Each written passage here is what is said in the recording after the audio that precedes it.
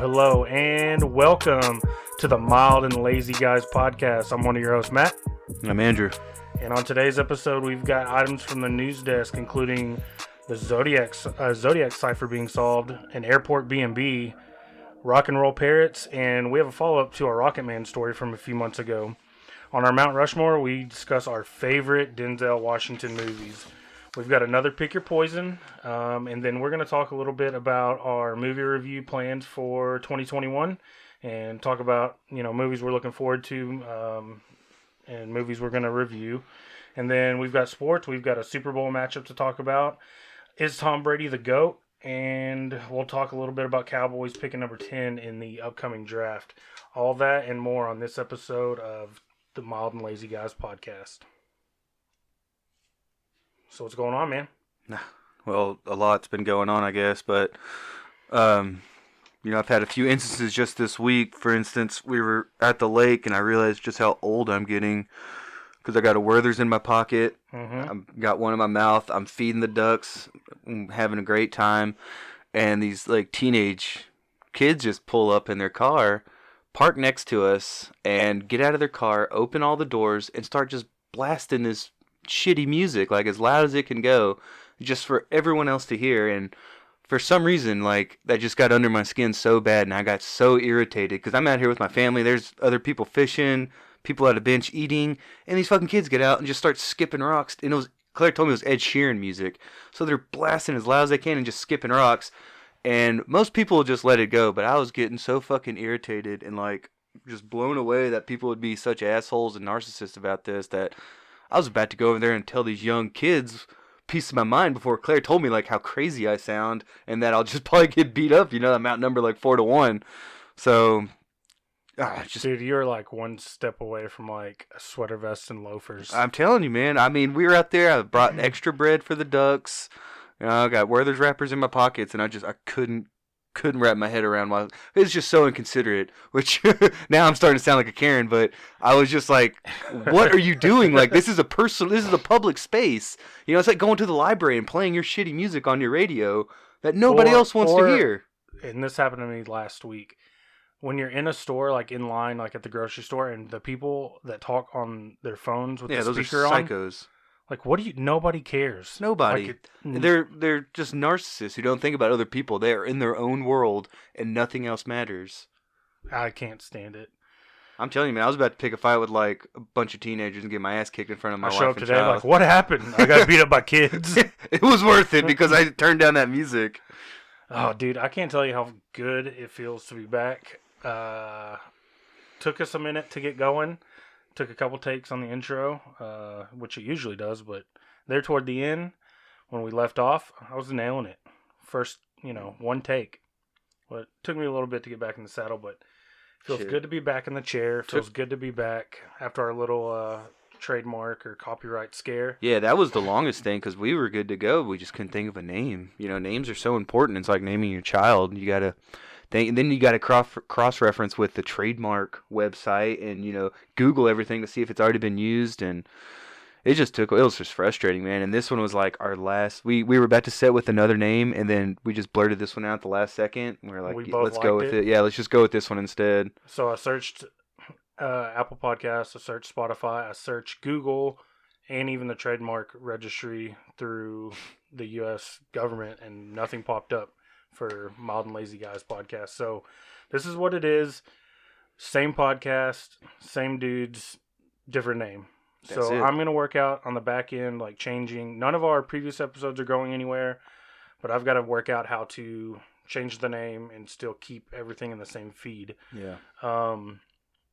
So we are going to start having guests from time to time. There's a piece of equipment that we need to buy, but we're going to go in halvesies and and purchase it, and we're gonna start bringing in guests and switch, just changing it up, shaking things up just a little bit. Nothing obviously that would take away from the podcast because we do enough sabotaging of the podcast ourselves. Yeah, they people who listen that would be on know the formula. They know how it would go. That we would just let them know hey, we want to watch this movie. What do you think about that? What do you think about this segment? So they would be up to speed with us whenever we started. So if we got a couple guys that want to get on, I guess apparently you don't have to be a dad now. You can just be a mild and lazy guy. Yeah, that's the only requirement. You can be mild and or lazy. Right. We're just happen to be both. Yep. So we make it work. But no, it's good to be back. I was excited all day at work, which I started a new job. So that was that delayed the process a little bit. Congratulations. Thank you. Yeah. So it's second week. And so it took me a while to get, I'm still not used to it all the way, but getting on a different schedule, there's a different routine, figuring out where this podcast fits in, Yeah, scheduling is going to be a little more difficult now, but we'll just, we don't have a set day, so whatever day works for me. Yeah, because instead of being at work at 10 or 11 now, I got to be at work at 7:30, 8 o'clock. Yep. So it changes a little bit, but we both, we're not going anywhere. This podcast is a baby to both of us, so it's just going to take some adjusting. But new job.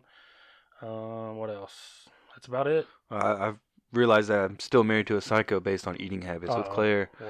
If anyone listens, we've already established, a few of her shady things. But so I've already explained to y'all how bougie I am. I have an air fryer. Yep. I got HBO Max. I'm living my best life. Yep. And I also am very particular on my strawberries. So I like the big organic strawberries because they last longer and they're fucking delicious. They're like the size of like a golf ball. So I was having some with Claire and I was going to give her one. Big, plump strawberries. And maybe I'm just weird, but I would think how you eat a strawberry is the tip first. You take that first initial bite off the tip. Always put the tip in first. Okay. Yep. We established that. Yep. This fucking psycho goes straight for the side like it's a corn on the cob and rips into it from the side. And I was just looking at her in utter disbelief, and she's looking at me like, what's wrong? I was like, I've never seen anyone eat a strawberry like that. Like, what are you doing? We've been together 14 years, and you're just now telling me, showing me this? Fair enough, but on the list of her weird eating habits, that's probably at the bottom. Yeah, no. So that's what I said. I was like, how do you know when you're done? Do you eat the fucking leafy stem to finish it off? Like maybe get some greens. Like how do you eat strawberries? How do I not know how you eat strawberries? Because everyone else in the world puts the tip in first, just like we've established. You always put the tip in. So I don't know, man. I saw that and she just thought I was so weird because I was just bewildered by this initial bite and staring at her with like wide eyes. And she's like, so both of leave you me had alone. A problem. Yeah. She's looking at you like you're crazy. And you're looking at her. And I'm looking at her like, what the fuck am I doing with you? Man. But I found out a good way to mess with her. I've been doing this since the new year started. I probably got to stop soon because I do it too much and it really drives her crazy. But I started taking everything she says literally. Like when she says I got to run to the store. I'm like, Claire, it's cold outside and just drive. You'll be there a lot sooner, And she'd be like, I'm going to jump in the shower. And I'm like, absolutely not. That is extremely dangerous. Yeah. Do not slip in the shower when you get in there. You can't throw clothes on. You got to put it on one at a time. And she got, dude, she's just, dad jokes. And she's like, you know what? You keep making those jokes. I won't talk to you anymore. So I kept going. And then, you know what? Best Saturday in a while. I was chilling all night. You played yourself, woman. Yeah, I was watching movies, sipping some drink. Like, just had a great Saturday night in my lazy chair. She thought I was going to be so pissed about that, but hey, it works. So anybody who needs don't push it too far, like I said. I think I need to retire the bit at least for a while because I was taking everything she said so literally to where she wouldn't talk to me for like an hour or two. That's awesome, dude. But thanks for the tip. I'm going to try that. Yeah. Lauren might hit me, though. Yeah, you really have to know when you pushed it too far, and I pushed it too far, so now it's like you got to pick your battles, which is marriage. All right, well, I'm glad to know you're, 31, 32, going on 72? 33, 33, dog. going on 73? I can't wait to be 73 and just eat Werther's all day. Draw my Social Security. At that point, you've earned it to be an asshole. Yeah, I'm going to move to, Vegas and just gamble my grandchild's money away, or, their college funds away. Let's do it. Yeah. Let's do it. Hopefully it'll be open by then. They're talking about sports betting here in Texas, though. Oh, no. That would be awesome. Yeah, somebody brought that up, and that's not on the run sheet, but we should talk about that. That would make me so happy. That and marijuana would solve so many problems. And make so much money for the state, too. It was our friend Jake said, just sports betting. That's what I was telling Claire. It's not casinos and money like that, it's just betting. It's like, hey, I want $20 on the Chiefs for the Super Bowl. That state made $6 billion off of that profit. Billions in profit, you know? Yep. So, yeah. When that proposition comes up, let's all come together and vote yes for legalized gambling and marijuana. I wouldn't be mad at it. So, with that, let's move on to the news desk.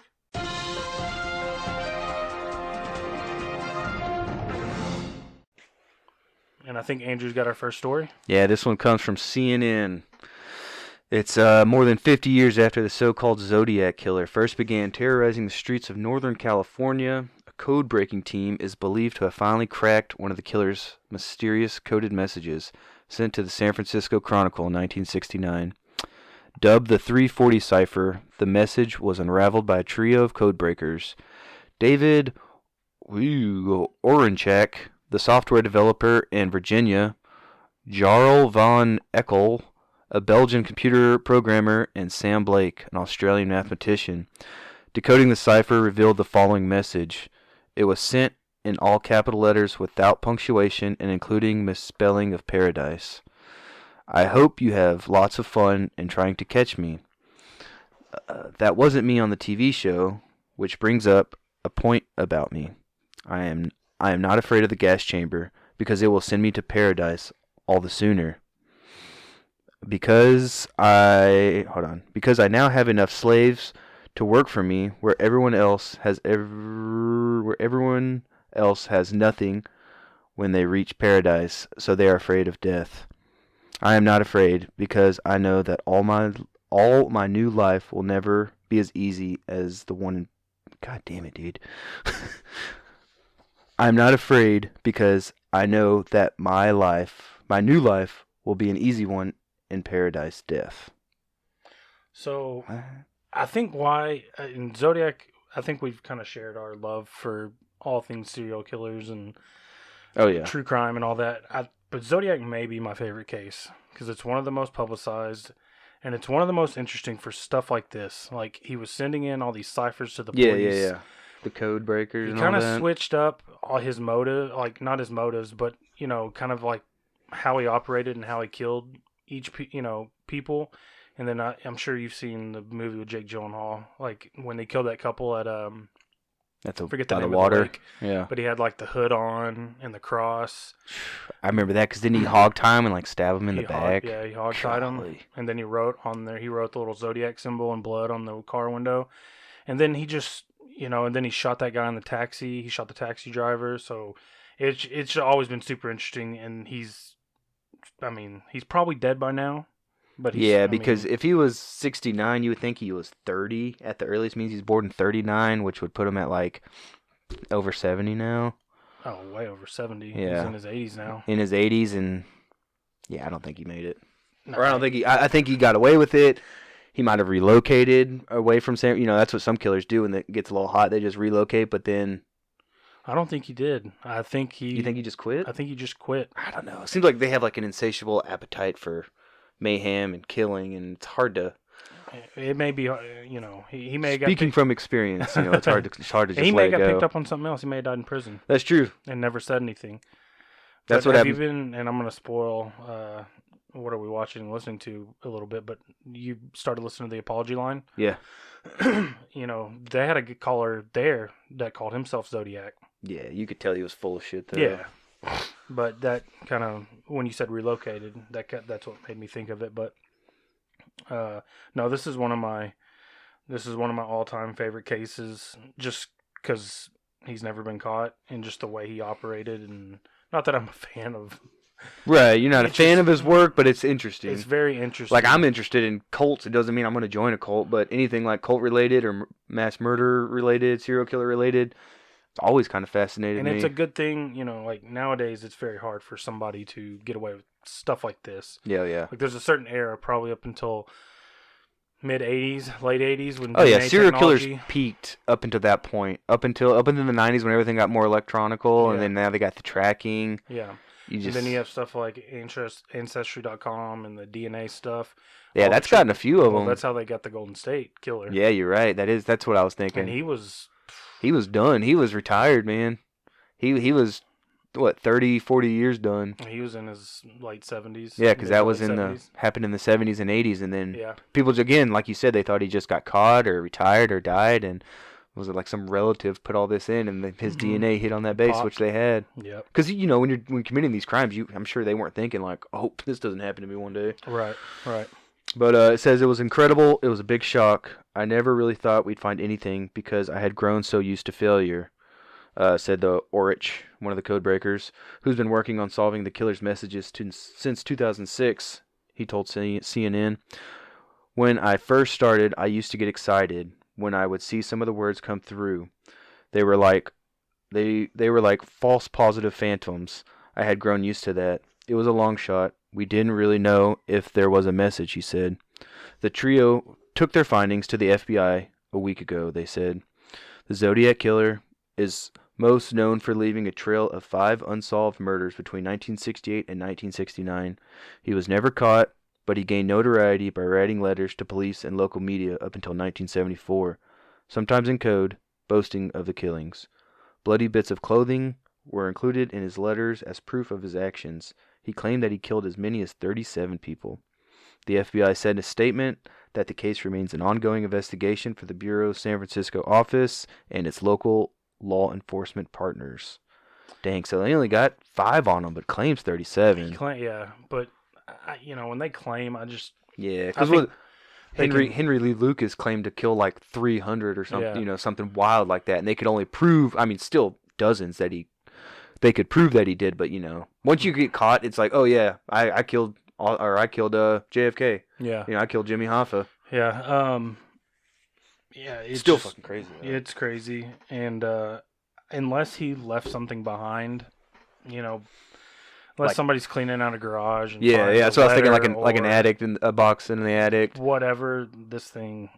Smart guy, though. To write a code that remained unsolved for over 50 years. And there's still, I think, 2 ciphers that are still unsolved from Zodiac. To me, I can't write a code like that, so to me it tells you he's intelligent. Especially nowadays, when you have divisions within our military that's their whole job, is cracking codes. Crack codes, and I don't know if they've ever took a shot at it. Maybe they have, maybe they haven't. But it could be nonsense. Those other ones could just be nonsense. They could just be symbols and not mean anything. But I don't know. That one's always been super interested to me. I love the movie. Anything I can read on it is. I always always eat it up. So sounds morbid, but maybe we could do like a Mount Rushmore serial killers. I'm down. I think we've talked about that before, and I'm down too. I'm down. All right. So our next story, the headline reads: Man lived inside O'Hare Airport for 3 months before detection, prosecutors say. A California man who police claim to be too afraid to fly during COVID-19 hid out for 3 months in a secured area of O'Hare International Airport until his weekend arrest, prosecutors said Sunday. Adiata Singh, 36, is charged with felony criminal trespass to a restricted area of an airport and misdemeanor theft. In bond court Sunday, prosecutors said Singh arrived at O'Hare on a flight from Los Angeles October 19th and allegedly has lived in the airport security zone ever since without detection. Cook County Judge Susanna Ortiz reacted incredulously Sunday after a prosecutor detailed the allegations. And I quote, "So if I understand you correctly," Ortiz said, "you're telling me that an unauthorized non-employee individual was allegedly living within a secure part of the O'Hare Airport terminal from October 19th, 2020 to January 16th, 2021 and was not detected? I want to understand you correctly." Early Saturday afternoon, 2 United Airlines employees approached Singh and asked to see his identification. Assistant State Attorney Kathleen Haggerty said Singh lowered his face mask and showed them an airport ID badge that he was wearing around his neck. The badge actually belonged to an operations manager who had reported it missing October 26th. The employees called 911. Police took Singh into custody about 11:10 a.m. Saturday in Terminal 2 near Gate F12.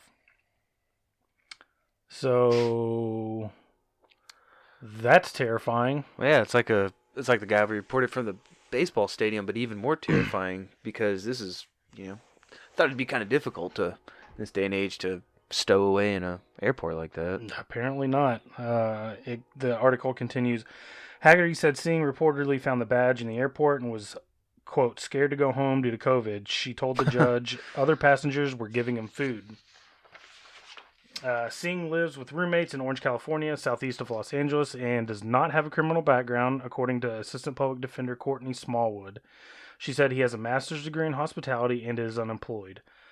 Smallwood acknowledged the circumstances were unusual, but noted the allegations were nonviolent. It was unclear what brought Singh to Chicago and if he has any ties to the area. As a condition of bail, Ortiz barred Singh from stepping foot in the airport again if he is able to post the $1,000 he needs for his release. He is due back in court January 27th. Quote, the court finds these facts and circumstances quite shocking for the alleged period of time that this occurred, the judge said. Being in a secured part of the airport under a fake ID badge, allegedly based upon the need for airports to be absolutely secure so people feel safe to travel, I do not find those alleged actions to make him a danger to the community.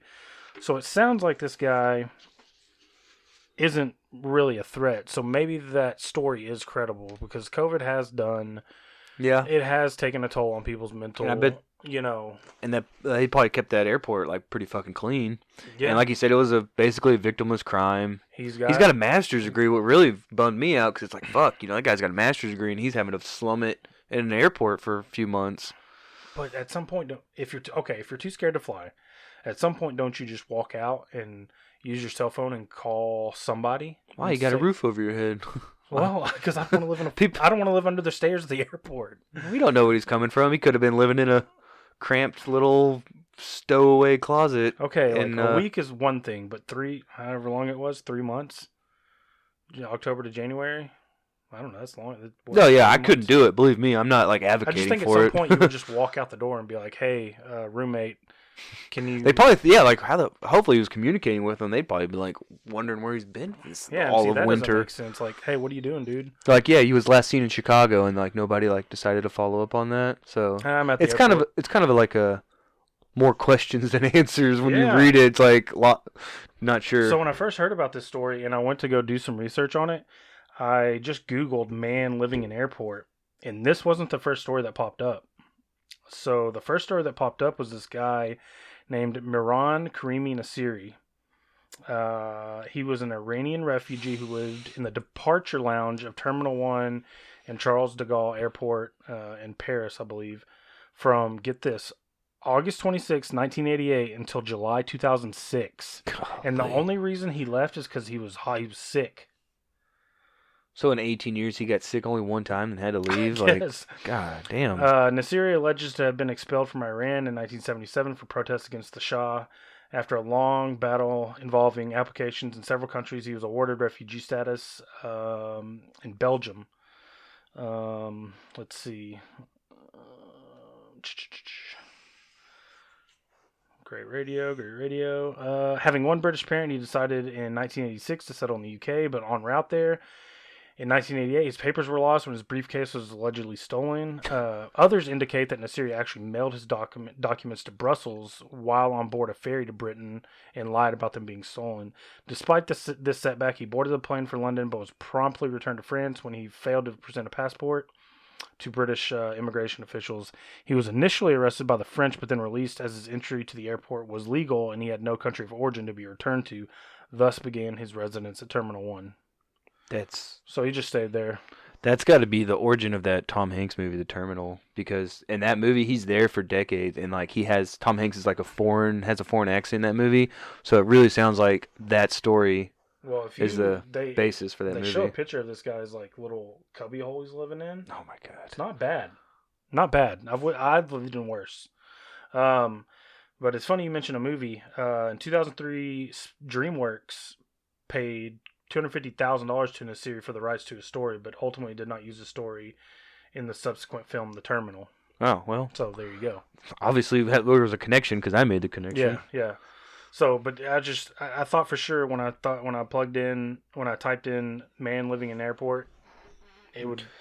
Yeah, boy, did you know that guy was an amateur, and you're about to learn from the real fucking OG of it. Shit, he lived there. I don't know, what is that? Almost 18 years. Yeah, 88 to 06. Yeah. So. Yeah, and I guess he was knighted, so because he's served. What? Yeah. He got fucking knighted for that? Let's see this. Nasiri's stay at the airport ended July 2006 when he was hospitalized and his sitting place dismantled. Towards the end of January 2007, he left the hospital and was looked after by the airport's branch of the French Red Cross. He was lodged for a few weeks in a hotel close to the airport. On March 6, 2007, he was transferred to a charity reception center. Yeah, it doesn't say, but how he... Oh, wait. I don't know. I don't think he got knighted. You know what, though? But it says Sir Alfred Miron, so... Sounds pretty proper and fancy. God bless you. He's still alive. He doesn't have citizenship anywhere. It says he was Iranian from 46 to 77, and he's stateless from 77 to present. So he's a man without a home, man without a country. But he's always in our hearts. Always in our hearts, Sir Nasiri. All right, you got our last story? I got a good one. All right. This one's called, well, it's not called anything, but the headline is, "A parrot that can out-sing Robert Plant and Axl Rose is melting hearts, blowing minds, and breaking the internet." Meet Tico, the parrot, the internet's new favorite rock star. A beautiful bird with a gift of singing along to its owner, Frank Maglio's covers of classic songs by Led Zeppelin, Guns N' Roses, The Beatles, Van Halen, and more. Tico has become an online sensation. Maglio has been posting videos of his gifted feathered friend online since April, but the duo's YouTube channel received a nice traffic boost when former basketball star Rex Chapman shared their fabulous version of Led Zeppelin's Stairway to Heaven with his 1.1 million Twitter followers on January 18th, leading to the clip receiving more than 3 million views. We're not saying that this is the musical highlight of 2021 to date, obviously, but we're not saying that this is the musical highlight of 2021 to date either. And I got about a 1-minute clip that I'm going to pull up right now. And it takes a while to get going. The guy's going to be playing the intro, and then the bird's just going to take over, and you're going to love it. I can't wait. Well, you shall wait no more.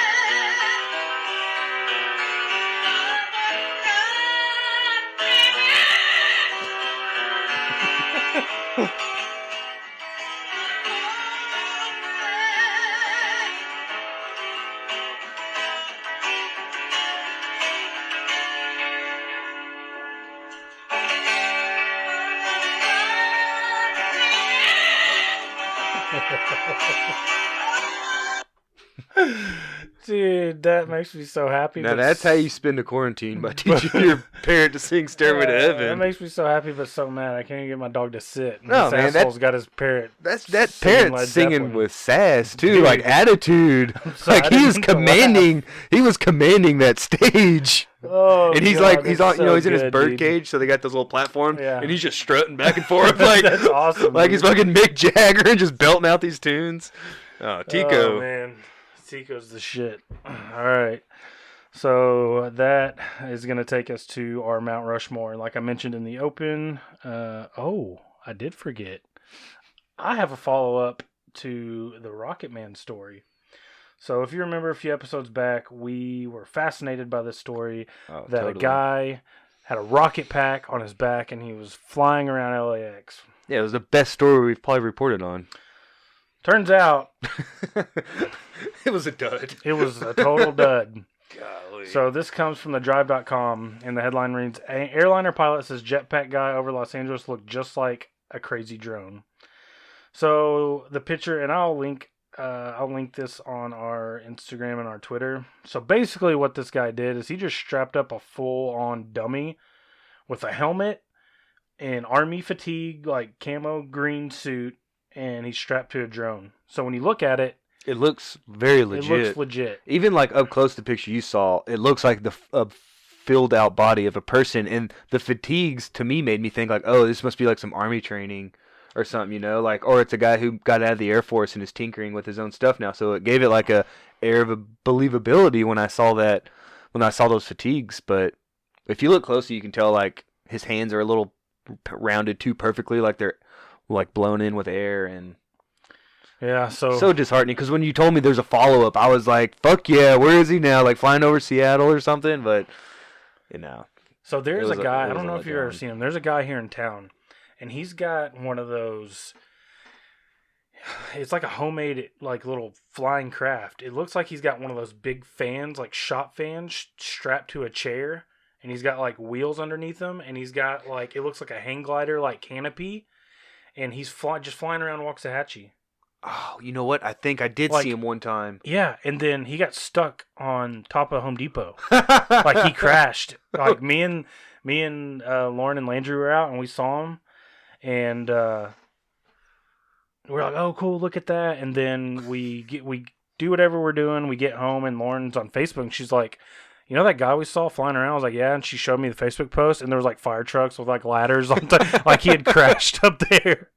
And then a couple weeks later, I'm walking out of Target, and he flies right over my head. And so I take a picture, and I was like, I sent it to Lauren. I was like, "This dumbass is He's back again." at it again. So yeah, just zooming around right there by 287 and 77 right there. Just Sounds like- flying around. Sounds like a transplant from Florida, like moving to Waxahachie. Dude, I'm like, all right, dude. You got up in the air. Take your win and go home because you've already crashed this thing once. Well, and if you want to fly it, and like I don't know if that's legal. Like I don't know if you need clearance. I don't know. Fly it like in fucking Maypearl or something, over a big field. I would like that's where you're talking about. It's the most heavily trafficked area in Waxahachie. So I could see cops being like, don't do it here because if you land on 77 or you land in a parking lot, like you might get hit or cause an accident Or crush somebody. Yeah, so I'm like, it's cool. Don't get me wrong. I'm not being my grumpy old man right now. I'm just saying if you're gonna do it, go out to a fucking field or fly around an open Yeah, I area, totally not agree. where there's 1,000 cars every day going up and down the road. But like, I'm sure it's more sophisticated than this, but it looks like one of those big round shot fans that you'd see in like a gym or something. Yeah. With like a chair. That was attached to it. classic gym fan Yeah, growing up. yeah. You had one of those on each corner. Yeah. And just blowing hot Hot air on you. Yeah. So Yep. and he's got like a little canopy over him. Probably zip ties holding it all together. And that's it. I'm like, dude, if you want, I'm just not risking my. Like, you got up in the air. That's good. Like, shut it down. You've already crashed on Shut Home it Depot. down. Yeah, take Ugh. your winnings and go home. Anyway, so now we can move on to our Mount Rushmore, which is our top Denzel Washington movies. And I think this is just going to turn into a full-blown Denzel suckfest because all of his movies are pretty much he doesn't miss often. No, not unless you saw and I haven't, so I can't tell for sure. But maybe like his early work before he became fucking Denzel. Yeah. Maybe it was but knowing what he would become, you would still appreciate it because Yeah. this guy's a fucking legend. And I have one of his early movies on here, a couple actually. Yeah, So I seriously wrote down 12, and then I had to pick because I picked 4 obviously, and then only 4 more, but. And we'll talk about one coming out that's probably going to make this list if we redid the list later on. So, Yep. All right, you want to go first? yeah, Okay. I'll just do an obvious one. We want to go back and forth. Yeah. I think we'll both have this one. Is Remember the Titans. Yeah, of course. It's about football. It's bringing communities together. It's a tearjerker. And when it came out, I wasn't mature enough to really appreciate the message. Yeah. And if you put yourself back, what he tried to do, that was unheard of. And What you talking about the coach, integrating the players bringing in the South, bringing white and black together.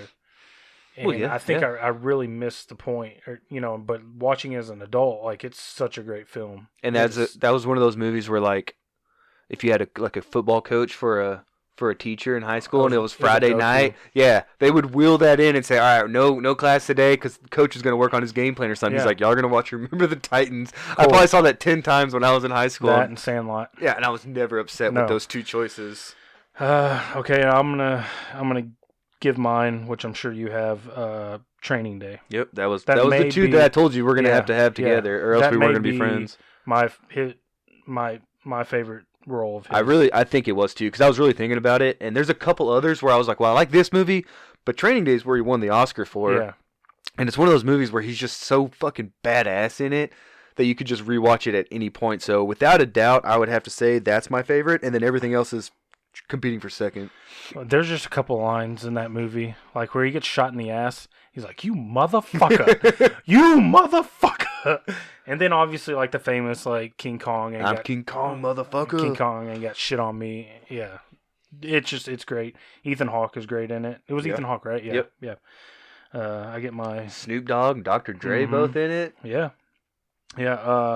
So I'll let you go with your second one. All right, since the top two are out, I was gonna go with an older one. This came out actually before like Remember the Titans, all that. It was like '98, and it was The Siege, where I think he was. It's been a minute. Yeah, he was either like the FBI or the DEA, but it's about like at the beginning of the movie there was like a terrorist explosion like in New York City or some major city, and this was before 9/11 because it was like not 98, but you know the antagonists of the movie were like Muslim extremist cells, and this is where you learn about, or I didn't know about at the time, but later on you realize like that's how they work, where like those lone wolf like splinter cells where they're, you know, you cut the head off and another one pops up. So that's what it was about, and they sieged the city, and there was all these like splinter cells, and you didn't know like where the attack was going to be, or you know who was going to hit next. But it's just like a really good like thriller counter-terrorist movie that really came out before the Age of Terror that, you know, we all kind of lived in for a while. Yep. I want to say I've seen it. I'm gonna have to go back and Yeah, it's worthy of a rewatch. and Google it. So I guess I had Training Day and Remember the Titans. My third one was Man on Fire. Yeah. Just another one where he's playing a badass, and That was when he was started knocking out all these like movies after Training. That's when he really started getting all these offers like Deja Vu. that's when the steam Man like, on Fire. He started Yeah, picking he up was steam. he was officially like he was already like a leading man, but I think for a while he was like the number one actor in Hollywood. Yeah. And he started knocking all these movies out. And sometimes when people do that, like they get really big and popular, and they just start making movies because now they can make movies. But Denzel, I feel like, was always really picky and wanted to make good movies. So that's, you know, respect. We're on a first name basis, Denzel. I'm just gonna call him Denzel from now on. right. Just Denzel. What else you got? My last one is The Manchurian Candidate, and that one's a good one. It's actually a remake from like sometime in the '60s, but he's It was a book too. Or, yeah, maybe Yeah. it was a book and then a movie. But in this one, it takes place in the initially it took place during the Gulf War, where he was like a general or something, and they remember this attack. And during this attack, this guy came out the hero. This was Lee Shriver's character, who was like a politician's son. And, you know, they don't remember anything after the attack. They just remember being ambushed and then waking up, and Lee Shriver's character was the hero. And then he starts to like remember things differently, or, you know, he starts having like these weird flashbacks about like being experimented on. And, you know, it kind of turns out that Lee Shriver, they brainwashed the whole unit, and Lee Shriver's mom was like behind it with him, and then they just killed some of them, and then they brainwashed him to think that this guy was the hero, and that's how it went down. And it was all for political gain because they wanted him to be president. You know, they wanted a war hero son, and the only way they could do that was basically by murdering his unit and then convincing the rest that, you know, hey, this guy saved you, he's the real hero, you know, you gotta. So it's one of those movies where like you rewatch it. I watched it, you know, when it first came out, and I really liked it, but then you rewatch it and you're like, damn, some maniacal, like shady stuff that it's just really interesting. The concept to write that book, you know, like what a good idea. No, it's really good. And like I said, I wrote down my 4, and then I wrote down like 7 more, and I could have wrote down 7 more after that didn't make it. My last one is American Gangster. Yeah. He played Frank Lucas, and he was really good. He was a badass in that movie. He was just really good. And then some of the other ones. Yeah, you got honorable mention. Knock yours out. I've got a ton.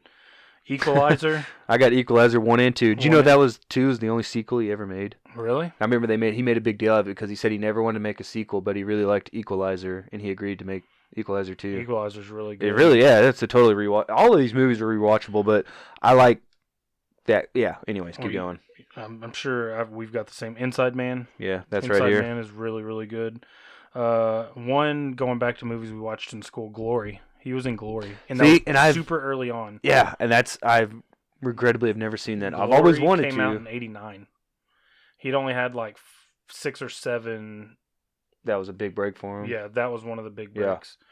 I would have put that because I know it's supposed to be like a classic fucking movie, and it's got won all these awards. It's got a bunch of stars in it. Yeah, and Matthew Broderick's in it, and I think is it Danny Glover? Danny Or Glover's in Donald it. Glover. No, Whichever one's not. Danny. Yeah, Danny. obviously not Childish Gambino's in that Yeah. movie.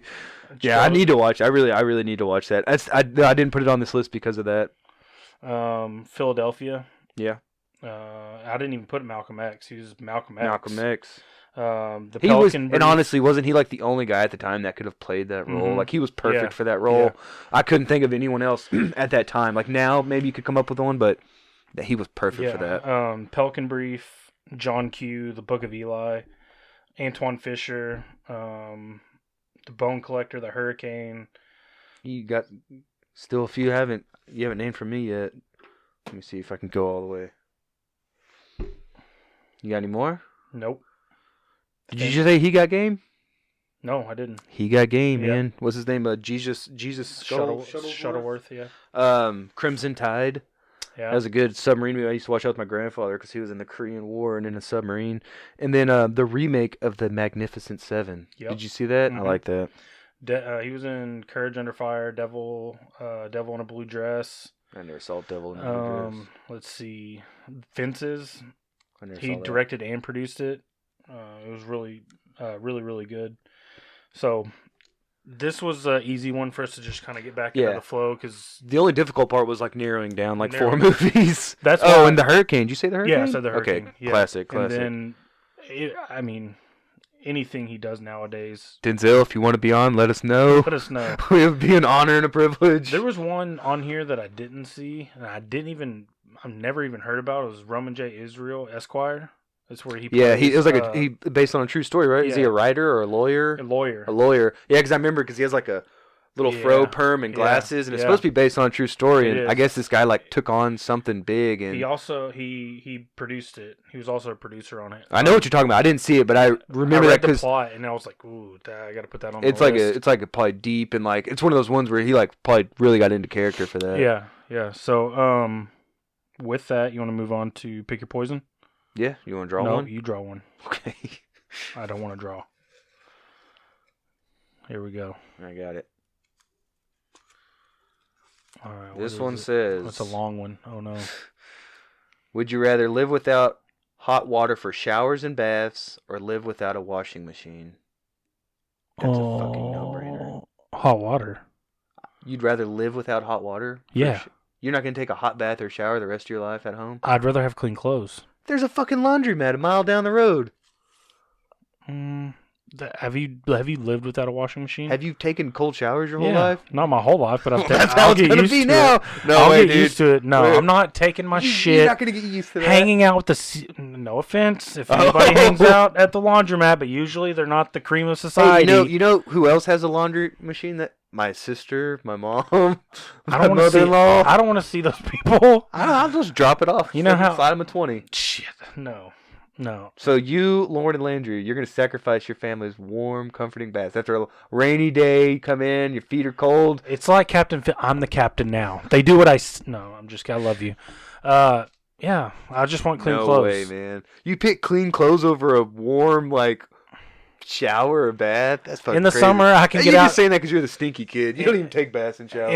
In the summer, I can get out back and hose off. The water's kind of warm. Yeah, you're just helping my point out of you being the stinky kid. I'm not the stinky kid. Water hose in the backyard. I'll fill up a pool, light a Dude, fire, I get a could metal not tub. be more adamantly against that because you know what I do? I wear a shirt and I'll hang it back up because unless I got shit on it, like unless I pooped my pants or I got smudge on me. So how old are those underwear you're wearing? Old enough to be brought up in conversation. Yeah. Like See, working on 2 and days. I'm the stinky kid. You don't even. Yeah, but I'm not blowing holes in them. It doesn't make sense to take a shower and put dirty clothes on. They're dirty, but they're not stinky. They have been worn. It makes no sense. Like, I'm not going to go home, take a shower, and then put these clothes right Oh back man, I have worn the same outfit to work a couple days in a row before. on. Okay, I'm not saying I've never done that, but I don't know. I just like having a... Maybe I'm wrong. I don't know. You are wrong. That's what makes these pick your poisons so difficult That one now for me was a no-brainer. because we don't have time to sit there and stew on it for 2 days. Yeah, after I like the format of just answering real quick because to me, I should also state that me and Claire are the biggest procrastinators when it comes to laundry. Oh, we Like are if too. you saw our laundry pile, it's literally like a foot from the ceiling. It's like a leaning tower Yeah. of laundry. Yeah, ours is too. So I will put That makes me off feel do. good. Oh, I will put off doing laundry. We usually do it on like Monday because we're off on Monday. And we don't really do much. So it's like, okay, we're gonna do like 3 loads of laundry today. Well, that And makes me feel good. I'm not the only. We're not the only No. one like that. we're we're And normal for doing that. I'm used to cold showers. Do you ever play high school sports? The hot water never worked. You always took a cold shower. Yeah, but you were extremely quick about it. Yeah, I that's a would way to never save on take. the water bill. Yeah, I would never. Yeah, you would save on your water bill. I would never take more than like a 60-second shower when I was playing in sports because, yeah, it's cold water. No, and there's a lot of weird kids. There's a lot of dick slapping and butt jousting, butt and, stuff happening. Yeah, Ugh. I don't know what high school y'all went to, but that happened in our high school. You weren't allowed on the team unless you slapped some asses in the locker room. Yeah, you were the weird kid if you weren't doing that. And you'd always have the weird kids that would for one, not shower and just load down Axe body spray. Oh, there were people that would shower and still low down on Axe body spray. 'Cause that's when it first came out, and everybody wanted it. I think was another one called like Bod. bod. I was gonna say hot bod or something. Bod. But bod. And it was shaped like a A body. body, and it had It was stunk. So dude, it, it had a spray trigger. Just Had a damn spray trigger down, on and it. then we'd have to like walk into lunch, and like you smell like a fucking And Italian then- nightclub. Or okay, those kids are the bottom rung. Yeah. But then you'd have the kids that would shower and like. Did y'all have any that had put swim trunks? They would shower in I don't swim think so. trunks. Yeah, soccer kids That had a was couple weird. kids. Swim trunks or underwear. I mean, it's not like I'm rocking a python, but it's like I'm not gonna stare at your junk. Don't stare at my junk. What do I care? I'm just here to get clean. I don't want to stink. I was halfway undressed going to the locker room. Yeah, that's what I'm saying. Like, it doesn't bother me because I'm not gonna mess with you. I'm not gonna be fondling you. Hey, you wanna? Don't say fondle. Ugh. I just picture like 2 hands Yeah, dude. gently rubbing. You Don't know say what I mean, fondle. though. But it's like, I mean, it's gonna happen. Just take a shower. Don't be the weird kid. Well, apparently I'm the smelly kid in this podcast. And with Well, that, my skin smells good, but your clothes smell very fresh. So together, I'll just borrow some shirts from you. yeah, all right, I got you. Maybe a little size too big or so, but I got you. So we don't have a movie review for this episode because we only had a month and a half to do it, and there just wasn't enough time. Clearly, not enough time to watch a movie. But we are going to go back to our format where we're going to draw a movie, and we might as well do that now. Here, you do it. I'm going to draw a movie. I got one in mind that I want to draw. I hope you don't get it then. I Why hope are it's you one so of mine. mean? I want to watch one of mine. You're so mean today. It's mine. Is it Jerry Maguire again? Silence of the Lambs. Oh, okay, that's very rewatchable. Okay. So next episode will be Silence of the Lambs. We Did you don't see that new show yeah, too? Clarice. That actually looks yeah, pretty it looks decent. good for a CBS I'll let show. my mom tell me how it is because I guarantee you my mom will She's watch DVRing that. it. Yeah, and I'll just go to her house and watch a couple episodes. So Silence of the Lambs will be up next if anybody wants to watch with us, and Probably have to go to Game Exchange to get a copy. yeah, I'm sure you can find it streaming somewhere. But let's talk about some movies or shows that we're looking forward to. I know one for sure. It checked off Yeah. all of our boxes, or it ticked a box for each of us. For me, it's The Little Things. It comes out the 29th. 29th. So what, this Friday? Yeah. Or is it Friday? Mhm. Yeah. It's got Rami Malek, who's he starred in my favorite TV show of all time, Mr. Robot. It's got the aforementioned Denzel. Sir and Denzel. It's got Jared Leto. Jared Leto. 3 Academy Award winners, Yeah. which is impressive, just that. It's gonna be very good, and it's got the serial killer element. It's probably going to be so many twists, and because by watching the preview, you're like, oh, okay, well, Jared Leto's a fucking killer. Let's just figure out how he did it. But No, I don't think it's so. not going to be that simple, obviously. So it's going to be like a twisty turny, like you're not know it's. And then I guarantee you, we're going to have to watch it twice Yeah. because you're going to have to watch it the first time with just like an open mind, and then the second time you'll be like, okay, now I can take notes because now I know what this scene means or what he meant by that. So you got HBO, right, Max? Hell yeah! So Living the good life. We're gonna take a podcast field trip. We're going to go see it in the theater. And we're going to bowl too. Oh, we're gonna bowl. We're gonna get our bowl on. All right. Hey, I had 3 strikes in a row You got a turkey. I got a turkey, and then the next game, I bowled like an 84. I was thinking, I am so hot going into this next game. And then Claire smoked me by like 40 points. It's always the second half of the second game because I don't work out. I mean, I'm a mild and lazy guy. Right? I get noodle arm like halfway through that second I did. frame. And what happened like, to me is I it'll think it was just- my thumb from like I don't know, like the way I was holding it. Like I was telling, like she thought I was making all these screws. Like, no, my thumb really hurts. She's like, yeah, I hurt on that gutter ball. I bet. I'm like, yeah, it did actually. But yeah, halfway through that second one, I just get noodle arm. Yeah. I got to go down to like an 8-pound and just like chuck it down there. Oh yeah. I need to learn. We need to go and waste some money and figure out how to put that spin on it. I do it the ghetto style. I take these two fingers and I don't put my thumb in, and I just kind of like palm the ball, and I just kind of like, I don't know, just chuck it down there and with the little spin on I it, little just- English on it. Try to throw it as hard as I possibly Yeah. can. Yeah. That's my only like method. That's All all I right, we'll got. bowl. And I got a full bar right there by the bowling Yeah. alley. I got a full bar. Full bar, full menu. Have you been in? You've been in, right? Yeah. The games are pretty sweet too. Like Yeah. you can tell they spent money on games. So Yeah, it's just every bit as good I'm as like a s- Dave and Buster's yeah. or a I mentioned it to the fantasy group. Like probably thought I was kidding, but I might have my next birthday party there. let's do it. Like just get our wives to drop us off. Yeah. We get drunk in the parking lot, go inside and play, and then go home. Let's do it. But yeah, we'll take a show field trip, go see it, and then probably come back here and watch it again. Yeah, it's on. It's either I think they hold it for 31 days, so we'd have plenty. As long as we see it in theaters reasonably, Yeah. we'd have plenty of time to rewatch it. Yeah, so that really is the only one I'm looking for. No. You made a whole bit out of it. There's that Judas and the Black Messiah Yeah, is that gonna come one. out on it'll be in theaters obviously, but it'll be on HBO Max as well. and then there's That looks one. really good. It may be out by now with Liam Neeson, where He's like a coyote. yeah, or he helps that. He's no Eldon kid. No, and we'll talk about that. Fucking and legend. we'll talk about that and what are we listening to, but no, that one, those three, I'm really looking forward to. And with my new schedule, it's going to be kind of easier to catch movies because I'm not working weekends. And Oh, I hate going to the movies on the weekends though. You do that? early or late. I'll go like at a Tuesday at like 9 a.m. I hate going on. I just don't like being crowded with people. I don't like people mainly, I guess, is my Yeah, problem. we've established but, this. Yeah, but being around a group of people, I'm just like rolling eyes like, why can't they all just go home We've and let me established watch this. this movie by myself?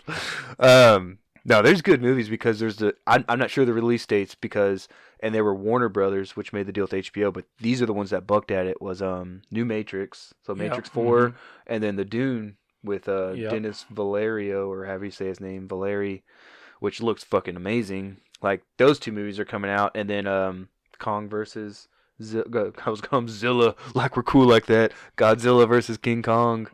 I'll probably see that with my little sister though. We've seen it's like a connection we have with all these King Kong, Godzilla movies, Hey, which something. I'm not complaining. Yeah, those are good movies. But- anything else? Not off the top of my head. I know we talked about Clarice, and that show actually does look pretty good. Yeah, especially for It's hard to get into shows though, or it's hard for me to really like shows that are on like the major networks. so- I guess yeah, I'm same way. bougie again, like I No. said, and it has to be like, like something that like on HBO or AMC or Netflix. Yeah, No, I'm the same way. I just can't get into a I good just scripted hope it's show. not like a procedural where it's like a killer of the week type deal. Like I hope there is. They stay on one case. Yeah, I hope it's like you have some character development and a long plot. I just hope it's not a procedural like CSI or Oh, that would be terrible. Criminal Minds where it's a new case every week and it's same kind of deal, same formula. No, I would rather it be almost identical to the movie The Silence of, like not identical, but follow that same script. Yeah, To where it's like hope- we got Hannibal, but we also got Buffalo Bill going. And I don't want to hear about Psycho Steve off in wherever. yeah. I want it to follow basically the book, by the Tom Harris book in the movie. I hope there's some kind of tie-in where it's just not. I'm pretty sure I saw a clip of like a Buffalo Bill. Yeah, so did I. I think you're right. But what was I gonna say? It just left me. Damn, getting old. Any other movies or TV shows? Nah, there'll be more that comes out, but it's so early in the year right now. Like, and you really don't see previews hardly anymore. Like that's something that stopped late last year, obviously for obvious reasons when theaters shut down. But now that they're open, I still barely see any Yeah. good movie previews. I've been seeing a lot of the little things. I think they're really pushing that hard, which makes me think it's really good or they're just thinking with this star power that it'll draw people. But I'm in. Yeah, you sent it to me and I watched the preview. I was like, yeah, no shit. I'm gonna go see that. And then I saw. Did you write down Mindhunter? Yeah, dude. For For this show, I would like to see that third season, even though they won't do it for this show, or styled after this killer, which I'll get to. Oh, okay. Oh, that's what you're. Okay, my bad. I hate to burst your bubble. I don't think it's coming back anytime soon. I know we talked about that off Mindhunter air. is such a good show. It was fucking amazing. It was like one of the best shows that Netflix originals put out. Mm-hmm. And then it was like, what did David Fincher just say? Like it was too time consuming or too much. Yeah.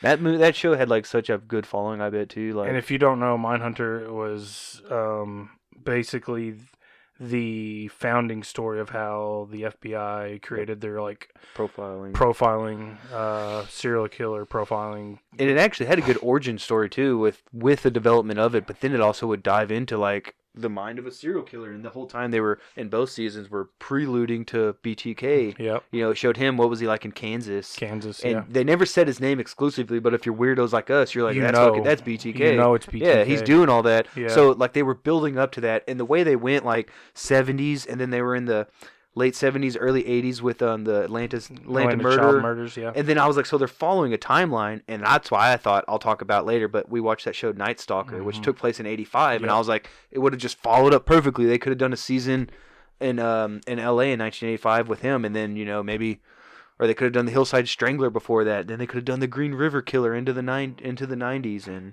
it just had so much promise because I like how they always foreshadowed, letting you know it's coming, and then would just get back to their story and, you know, tied everything nicely together. Did you hear, speaking of Green River Killer, did you hear where they identified one of his victims through DNA? Like last week? You're still? Mm-hmm. She was a poor girl, 30-something years ago. Yep. So that was crazy. You want to get into some sports? I'll talk some sports. All right. So talking game or just... No, let's talk. We have a Super Bowl matchup. You want to just focus on that? Well, we can start there. Okay. I'll take the Chiefs. Okay, you're probably right. I hope so, because I bet $20 on it today. The guy at work. You're probably right. I'll be taking more bets. I already lost money this past weekend, though. I lost both my bets. I was betting with my heart. I really thought Green Bay would win, though. And when Tom Brady threw 3 interceptions out of his 7 attempts, and they couldn't cash in even a field goal for that, it was fucking over. Well, I can't believe Matt LaFleur didn't put the ball in the hands of a future Hall of Famer on his own 8. Yeah, so we're talking about presumably on the MVP, home field advantage, chance for the Super Bowl, 8-yard line, and he's going to kick a fucking field goal? And you're not giving the ball back to Alex Smith. You're not giving the ball back to Dak Prescott. You're giving the ball back to the GOAT. You're giving it back to Tom Brady. They never saw the ball. Did they see the ball again? I don't think they did. I don't think they did. I don't think they did. If they did, it wasn't relevant because they never got even close to that opportunity again. And I'm sure he got killed this week in Green Bay. As he should. But I heard a press conference, not a press, but a interview with Bruce Arians. He said he probably would have done the same thing. I don't know if that's like, you know, taking up for the fraternity, you know, taking up for a... Yeah, because I think you might be right, because you wouldn't say, what an idiot, I would never do that. You have to say, well, you know, there was pros and cons, but I could see why he'd make that call and blah, blah, blah. Yeah, I don't think he would just drop the hammer and be like, only a fucking idiot would do that. Yeah. So I think you're right. I think it's like a brotherhood, because everyone else, like I even commented, he was like, man, I'm just going to armchair coach this. Like, that was a terrible fucking call. You know, you can make that call in week 3, but you can't make it with a chance to go to the Super Bowl. Like, if that was our team that made that call, I would be screaming at the television. And that considering that over the last couple of weeks we've seen coaches put their nuts on the table with some calls, including that game. Because if you remember, right before the half, it was 4th and 1, or it may not have been 4th. It was like 4th and 8 maybe, and they sent the punt team out. Tampa Bay did, called a timeout. Tom Brady and the offense came back on the field, and that's when he hit that long strike right at the end of the first half. Yeah, but see, for me, that wasn't quite as ballsy, just because he had nothing to lose, because they shouldn't have even had the ball at that point. That was a pass interference where they held that receiver. You could see the shoulder pad you could see his padding, pulled him down and caught the ball. But how many times bad does that no happen? Call. It was a bad no call, but you can't what if that to death. That Oh yeah, because what if they said Dez caught it? Oh God, don't. I'll bring it up, dog. Don't. I just think that I know I said they should make it reviewable. They should make it like you only say a team only gets 3 of those a year or something. But if that's the chance for the Super Bowl, and that ended up being a huge play because they ended up winning by 6. That was a 7-point swing. I agree. Minimum of 7-point I agree, swing. but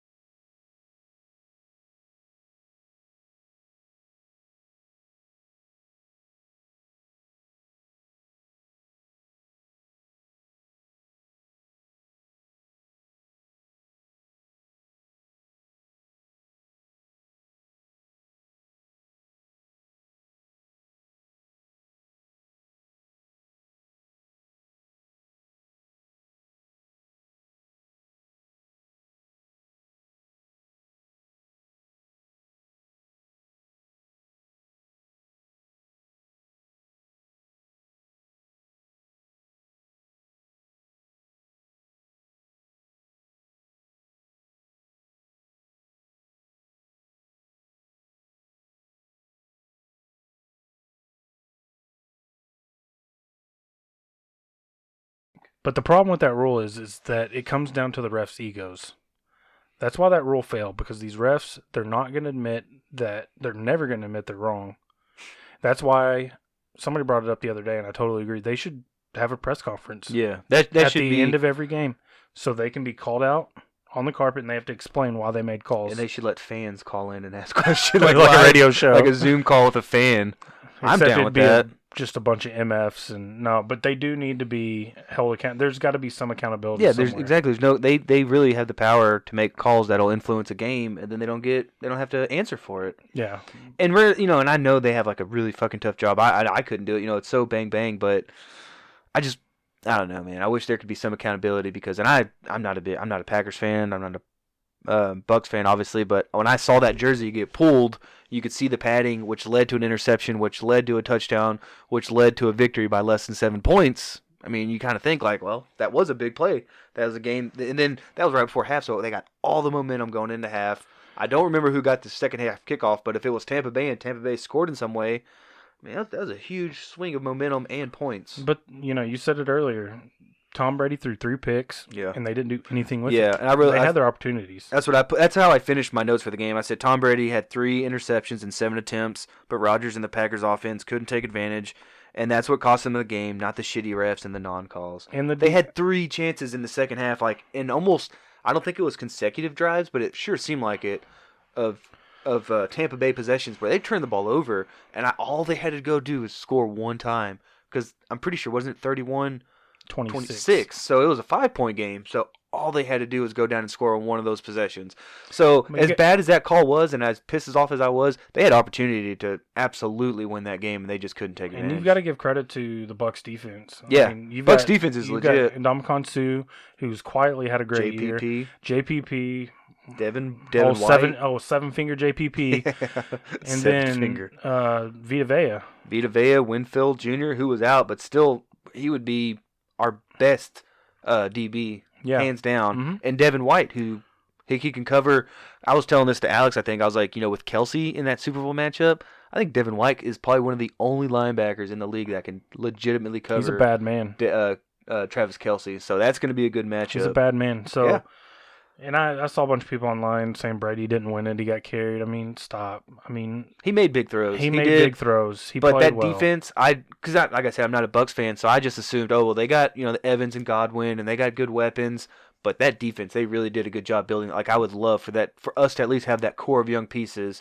And then I think Mike Evans is already a borderline Hall of Famer. He's had seven 7 seasons to start his career of 1,000 yards. He's the only player to ever to do that. And he's going to have 2 or 3 with Tom Brady, which is it's going to bolster his. Isn't that crazy? Brady could play Until he's probably another 45, 46. 2-3 more years. Yeah. Because he's in Pretty great, high level. He's in great shape, man. Oh, he is. He's in great yeah. shape. And I have to admit, I was wrong on his arm. Like that, especially that throw to end the first half. That was a 40 or 50 yard ball. Yeah, he can still on a Get on a couple dime. out of those every game. And then Kansas City does Kansas City things. Tyreek Hill is probably the most dangerous weapon in the NFL. Got to be the fastest domestic abuser in the world. Fastest wife beater in the world. Fastest wife beater in the world, hands down. He can play ball, so it doesn't matter. Hey, he hit hard, but he run fast, so that's okay. Nah, he's apparently just that whole. It seems like they can turn it off and turn it on like whenever they want. Yeah, I know what you mean with Hill though, because there's times where he looks like he's bottled up, and then he just puts his foot in the ground and finds a corner of light that way, and then and he'll he's outrun gone. everyone. He'll literally run 100 yards to gain 60 because he'll cross fields like that where everyone else is getting gassed. You know, and then we don't mention Mecole Hardman or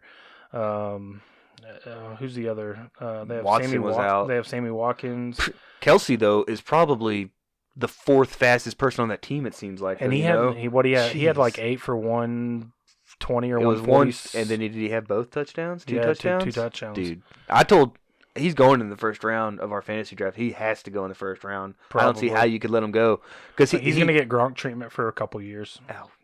He's going to surpass Gronk in the conversation because he's faster than Gronk. He's not as strong as Gronk, but he's going to have, I think, a better combo of what's it called? Just that connection with Mahomes. Yeah.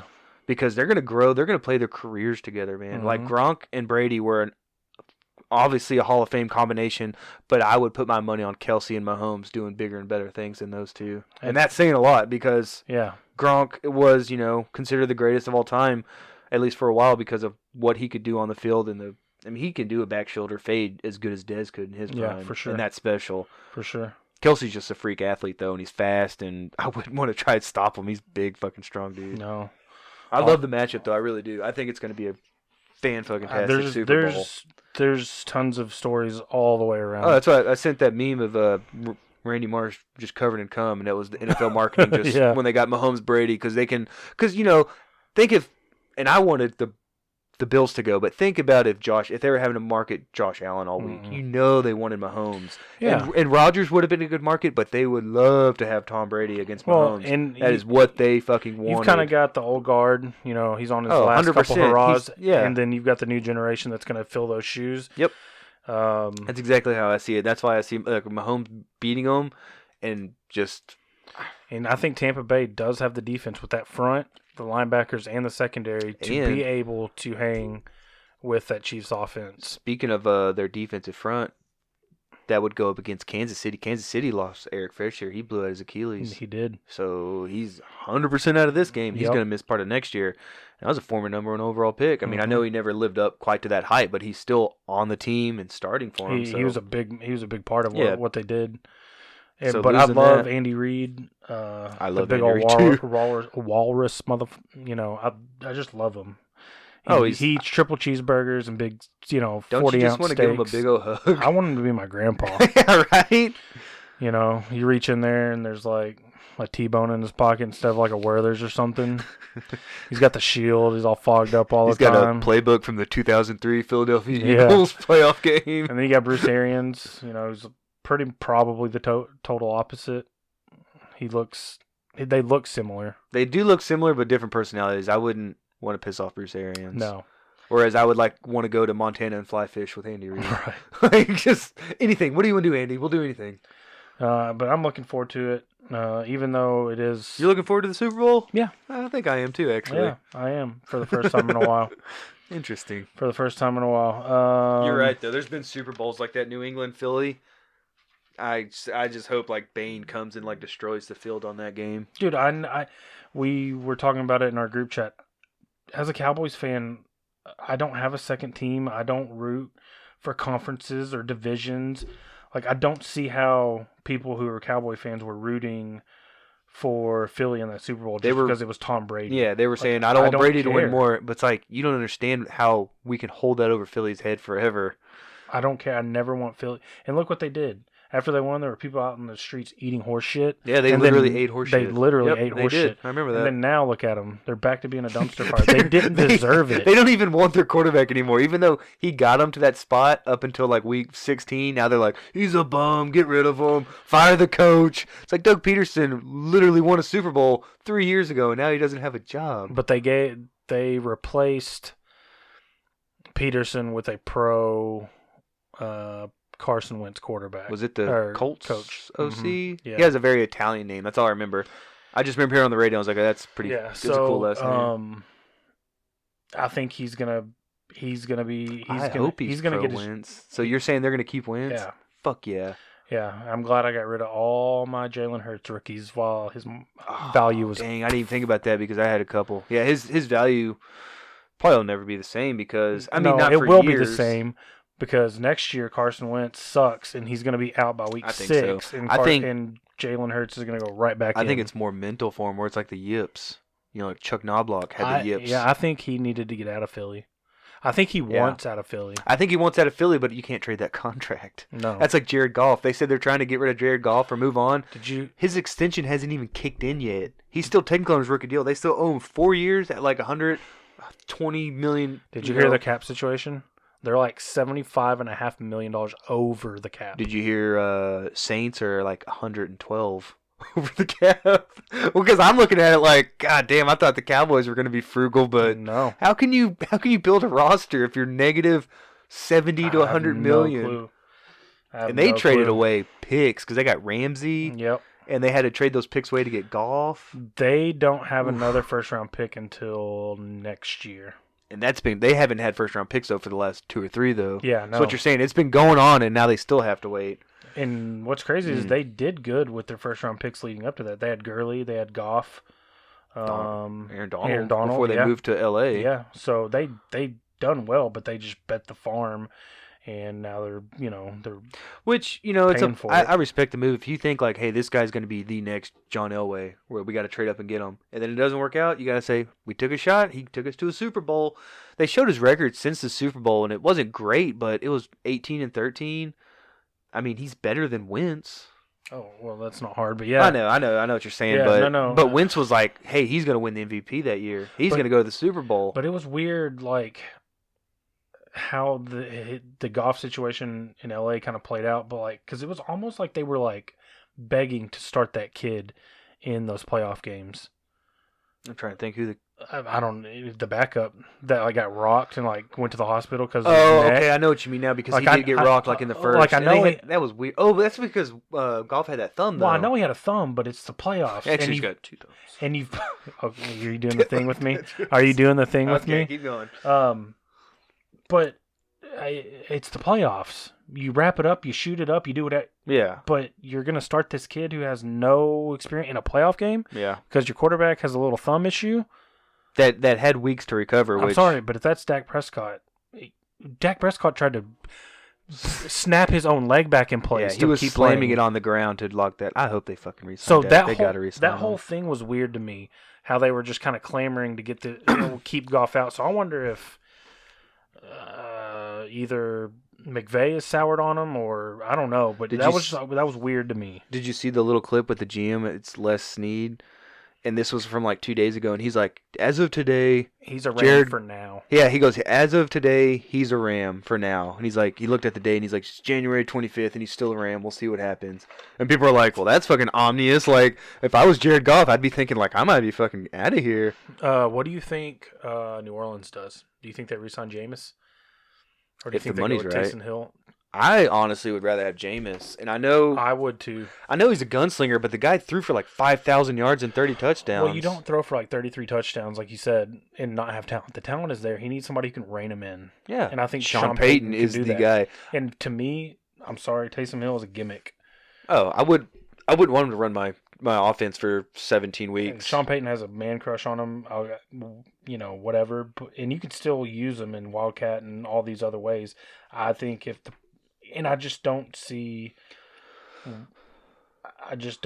If I would pick the better quarterback. And honestly, it's a good combo because you got Winston that can sling it, And then you got Taysom Hill that can come in and run Wildcat and do all these other things. And it's kind of like what Philly could have if everything worked out, where you got Wentz that could sling it, but then you could bring in Hurts and run a few gimmick plays.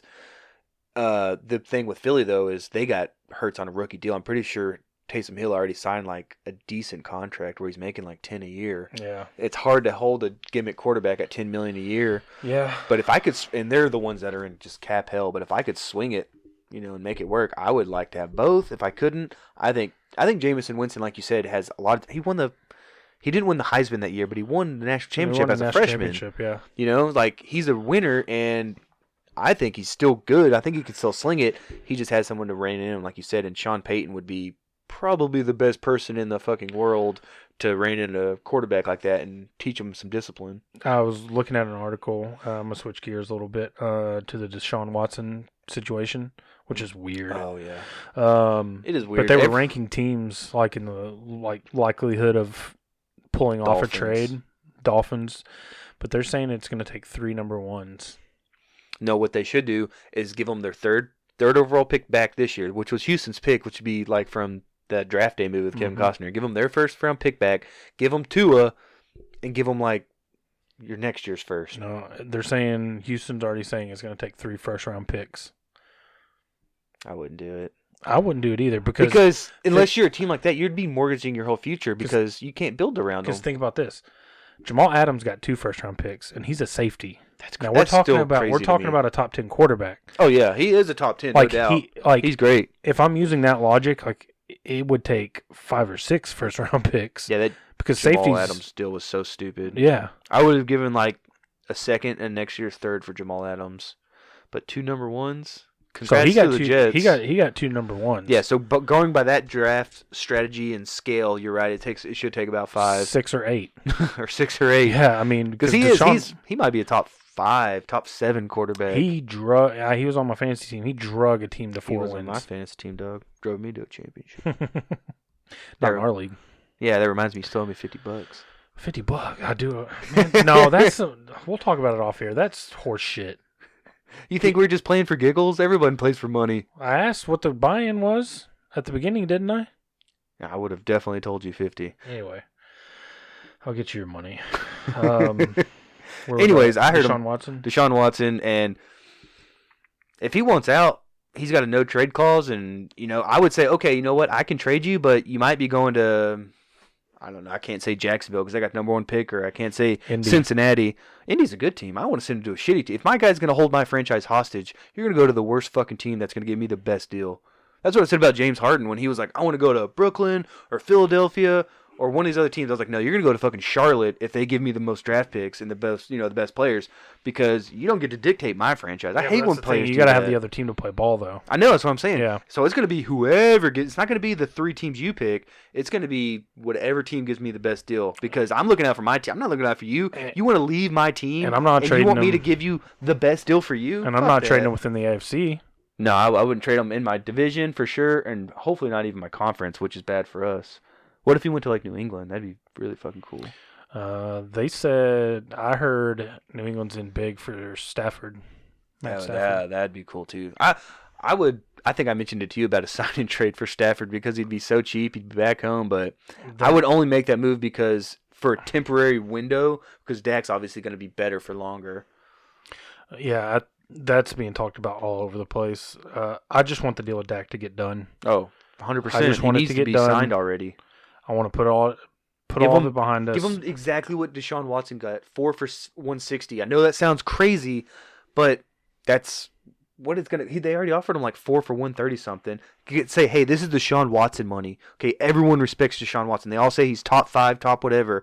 I'm offering you what Deshaun Watson has. Like, that's a good deal. My top 3 wishes for the offseason: get Dak done, eat the money short term. Let's trade Jalen and trade Zeke. I can trade him. How many bags of chips you gonna get? 4. Yeah, 4 for total. Exactly. Trust me, I would love to. I'm 100% on board with that. Believe me. I think you might have to eat it and cut them. Yeah, that's gonna be more logical because they're gonna say, "Oh, you want what for that? How about I just wait next week and I'll pick them up off of waivers." Yeah. But I agree. Eat the money, and then I think we got to use defensive pick at number 10. Well, and that'll take us to the kind of last thing we wanted to go over in sports. I've seen Micah Parsons mocked there. I've seen tackles mocked to us. Yeah, the Northwestern kid. Patrick Surtain. Yeah. The corner safety. And then out of Alabama. McFarley I've out seen of Virginia Tech. Those are the 4 that I've seen the most by far. But, this time last year, Grant Delpit was getting mocked to us, and all these other players were getting mocked to us, and we took nobody. CeeDee If you would have told me CeeDee Lamb would fall to us, I would have. And you never know. Like, what happens if the BYU kid falls, or Justin Fields falls, or one Then of we trade back. Don't draft him.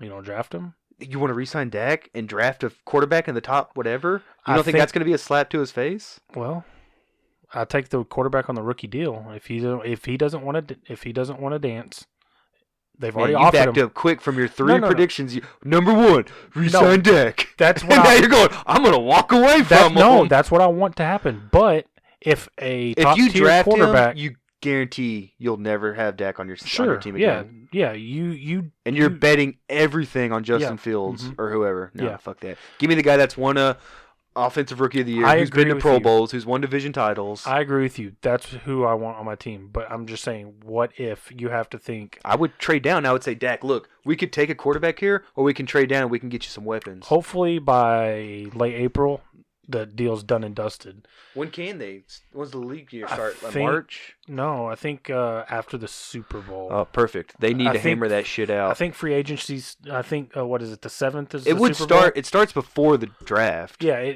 So the Super Bowl's the 7th, Yeah. right? I think free agency opens that next week. Okay. And That, ma- or that I makes guess yeah. the That makes league sense office because or at that whatever. point the season's over and Yeah. people need to get paid. Yeah. Yeah, so, they need to work on that deal. But my 100%. ultimate goal, I was just kind of playing devil's advocate and just throwing a scenario out there. And I really was more interested in that scenario before we won a couple games and we were picking 3 to 5. Because then you really have to think, if Justin Fields falls in your lap, Trade down.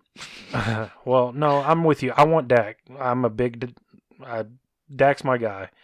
But it's interesting to think about those type of things. I think for me, ideally, if we were to keep at 10 and all those guys were there, to me it would come down between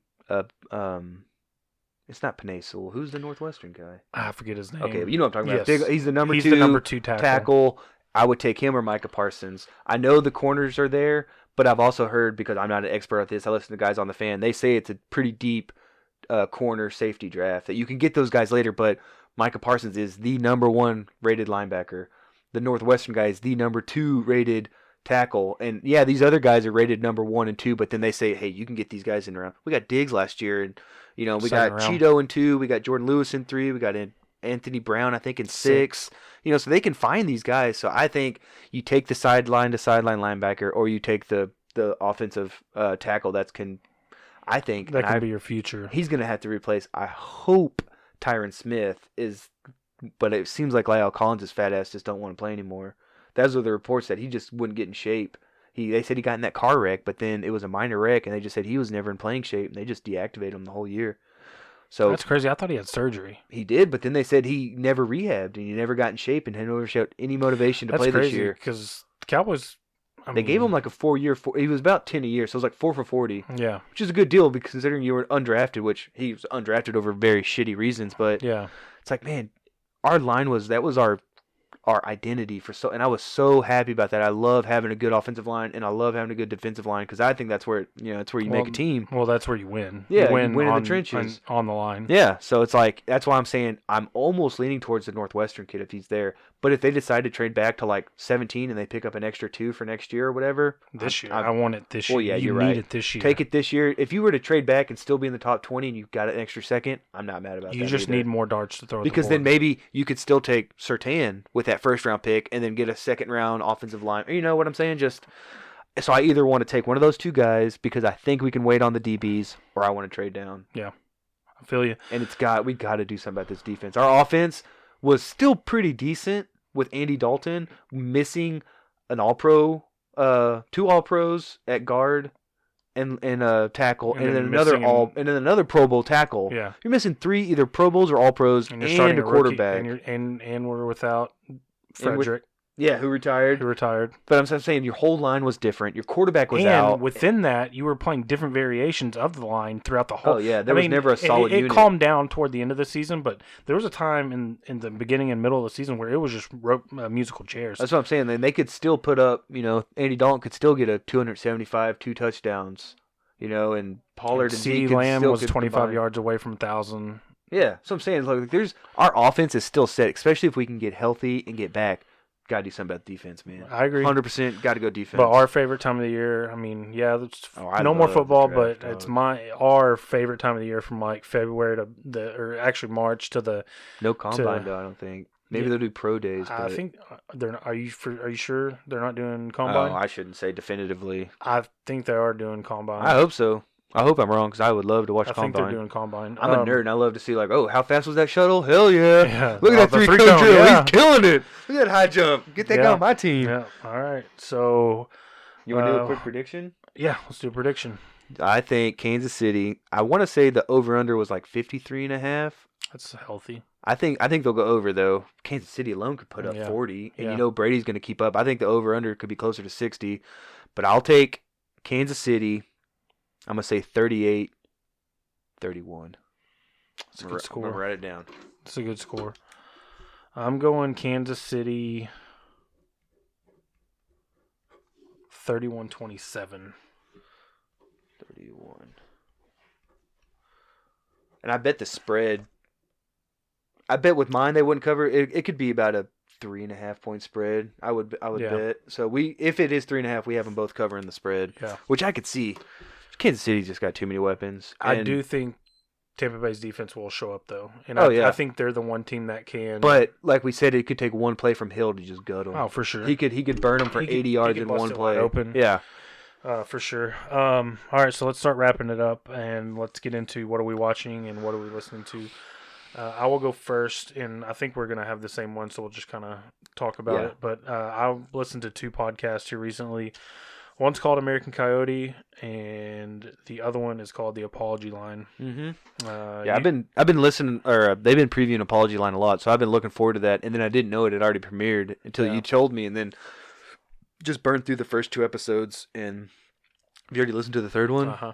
Third one wasn't as good as the first 2, but just because the first 2 were just like jaw-droppingly good. Especially the endings. The endings for the first one gave me goosebumps. I had to immediately start the second one, and then I had to finish the second one, and then when that happened, it was the same thing because that's when he was going to meet up with this guy, and you're like, holy fucking shit, let's start the third one. And the third one was more about like, could be like the build-up and development of the pod, so it can't be all just juicy all the time. So it's kind of like that if you're watching a series and like the 4th episode's a little boring, but it has a lot to do with the plot and where it's going. That's what I think this was. I think it was building up to the next one. For sure. And just a little quick synopsis. This guy back in, I think 80. 1980 in New York City, he starts posting flyers about a phone line that people could call and apologize for whatever. Apologize for anything from shoplifting to not picking up your trash to murder. Yep, anything, really. And so it kind of details this guy's slow obsession with this apology line, and in particular, this one man. Say Richie? His name is Richie, that calls into the line and proclaims to be a serial killer. Yeah, he'll get people that claim like, oh, I'm like you said earlier, I'm I'm the the Zodiac. Zodiac, or I'm this guy and that guy. But this guy was like calm and cool, and he was like, well, how can I prove it to you? Do you want me to call you the next time someone's here, or should I send you proof? And he would give you details, and he'd be like, his name was Angel, and I picked him up at a park. I took him to my house, and Yeah, he blonde took hair, he took yeah. a long time to die. He finally died on Monday morning, and it's just like these chilling details that you would like. I don't think he's making this shit up, and I don't. By listening, I think he's like a real serial killer that's calling in. Yep. Like some of the other ones are phonies when they claim to kill. Other people can be like, I cheated on my wife, or I didn't pay my taxes. Yeah. They just want to feel absolved, like talking to a priest. And But this guy was. and it all like, started legit. as he's an artist, and it all started as kind of like this social experiment, just Mhm. kind of an experiment, and he actually detailed some of it at an art exhibit where he Oh, that was he cool. made a phone, or he got a gutted phone booth, and he had the tape The recorder receivers, in there and you with can the just come and receiver pick it up and and listen play it. to the tapes. Yeah. And then there was a movie made on HBO. The movie sounded it terrible. It sounded like we need to review it. Oh, it would be hilarious to review it. Um, We could look it up, see if it's on there, because it sounded so bad. But no, it's just a really interesting concept for a It's a very podcast. interesting concept, And, yeah. It's been really good. It's really well done. And you can tell they're going to focus more on this Richie guy and how I far can't he's going to wait. take it with dealing with Richie. So Yeah, that's going to can't be wait. like the rest of it. And then the other one we've been listening to, because that's all me and Andrew do is just bounce podcast. Well, whenever we find a new podcast, we just bounce it off each other. It's called American Coyote, and it's about this guy named Eldon Kidd, and he's an American. And like the title suggests, he's an American coyote. The way he got into the business, though, he had It's that wild. travel guide where he Yeah. would go, and then he was coming back from somewhere, and wasn't he like fixing his car up, and then he looked in the back, and there was like two young he girls. stopped to sleep overnight, Oh, that's what it was. and he heard some rustling in his trailer, and he lifted up the tarp, and there was two young girls that were crying, Trying to get that across. had snuck on his trailer, trying to get across, and he No, that's literally how he became a coyote. And Yeah. then he returned her to the family, and they gave him money, and he was like, "Oh, that wasn't too bad." And yeah, and that's how it starts, and it's just a Dude, wild and crazy story. I'll just say it involves. Oh yeah, I'm done. It involves the IRA, Yep, Mexican prisons. Yep. boxing. Bare knuckle boxing. He at one point was working for the Border Patrol because they basically kind of like blackmailed him into doing this deed for Yeah. him. Mormons. Yeah, he's a Mormon. Was a Mormon. Was a Mormon. But it's really good. So He just had like the craziest life story. I mean, he literally saved like an IRA general, like leading member of the Unknowingly. IRA. Yeah, in Belfast when he was on a mission, unknowingly just helped this guy out. And then it was like now he's like a marked man, so he had to leave Ireland and come home. And he's like a 6'5" gentle giant. Yeah. And he really they said he became like the Godfather. He's like a folklore hero because he would always protect the women. He would take kids over for free. He would always, be respectful to he always them. had hot food and new Clean clothes. Yeah. So it's new like shoes. that's who people wanted to help out their family, and they would pay good money. And there was one where he was like, he took his future son-in-law with him on a run, and he goes to these people's houses, and he's like, today's the day. You need to pay me. I need to be paid, or I'm gonna have to take something. And they're like, oh, we don't have anything. So he just walks over and takes this big ass TV, and he's walking out. And he's telling his son-in-law, he's like, I told them they had to pay me by this certain point, and they never paid me. So then he threw it in his van. Well, then they went to another person's house with all these kids and all these family members. He's like, hey, I got y'all It's like something. 3 families living He in. grabs the TV out that he just took and he gives it to these Yeah. people. And he was like, they were just so thrilled. He's like, that's just the kind of guy he was. Yep. He needed that money. He had to, because it's like, he's like, I'm going to take that money because it's the right thing. I let you have that money, so you got to pay me back. But then what does he do? He pays it forward immediately Yeah. to these people. It's really good. If y'all are looking for, Oh, it needs to be a movie or a limited series or something. It was so that's fucking what kind of cool. reminded me about that Liam Neeson movie. It's Dude. not the same, but it's kind of similar. It was truly a wild. So I was like on episode 6, and I was like, "This is crazy." It gets crazier. It's like, no fucking way, Yeah, it it does. does. Like it can't get crazier It than does. this. But yeah, if y'all are Highly looking for recommend anything it. to listen, The Apology Line and American Coyote, they're very, very good. Yep. What are you watching right now? I saw this documentary called Alabama Snake. Mm-hmm. And it was about this guy. It took place like in the 80s in Alabama, and he was a Pentecostal preacher, the ones that handle snakes. It shows in the Bible like he will handle serpents and they won't bite them, so they took it literal. And he was like this bad guy growing up, but then he found God and repented and changed his whole life. Well, one night, because they live out in the middle of nowhere, like in the woods of Alabama, and they get this call, and it's this woman's like saying how her husband tried to kill her and she's needs help. She got bit and she's stumbling down the road when the paramedics show up, and she's got this nasty bite. And she says that her husband forced her to do this, and that he forced her arm into these snake pits and it bit her. And he adamantly denied it. He said, she's crazy and she's been trying to leave him and all this, and you don't know who to believe. And eventually it goes to trial, and I don't want to give too much away, but it's kind of like a whodunit and why'd they do it and who do you believe? But it's just a wild thing because they said he tried to commit murder via rattlesnake. And I don't want to give anything away, but I came out like shaking my head like I don't know how I would lean one way or another if I was a jury. But it was just very interesting because they were saying how like this is how people dealt with stuff back then. Like police wouldn't talk. They wouldn't talk to the police. They wanted to handle it internally. You didn't know who to believe or who to trust. And where can you find it? It was on HBO Max. Damn. I know. I gotta get that login, dog. What else? We watched The Night Stalker, which was on I gotta get Netflix, that, which is yeah. it's 4 parts. They're about 45 minutes each, and I'm telling you, dude, every one that ends, you're like, we got to start one immediately. Richard We actually Ramirez, busted, dog. we busted them all out. We the night before, Claire fell asleep with like 15 minutes left of the first episode, so then we kind of recapped, went back, and then we watched 2, 3, and 4 all last night. Just knocked them all out, and she was wide awake the whole time. Usually she'll fall asleep, but she was like, "Look, we got to watch this." And I don't know, man. It's just I love the setting of certain serial killers. I know this sounds crazy, but not that I romanticize the killers, but I romanticize like the era and the time. Like Son of Sam in the summer of what was it, 77, Mm-hmm. or Zodiac in the summer of 69 in San Francisco, and this one was 85 in LA. You know, like you just feel like you're in those places at that time. And I mean, he literally terrorized the whole city of Los Angeles because they showed it. You know, it was about a 180-day span, and I mean, he murdered elderly, he murdered young people, he murdered men and women, he raped children. He would go into children's houses, take them out, rape them, bring them back. He would break into an old person's home, you know, kill them, rape the woman, and leave. They said he had no pattern. He had no, you know, you don't know if he's into men, women, children. He just did it all. I mean, he was pure fucking evil. That's what I was telling Claire the whole time, like, because she didn't really know who he was. And I was like, Ramirez, like, you know, if you believe in good and evil, he is 100% evil. He had no moral compass.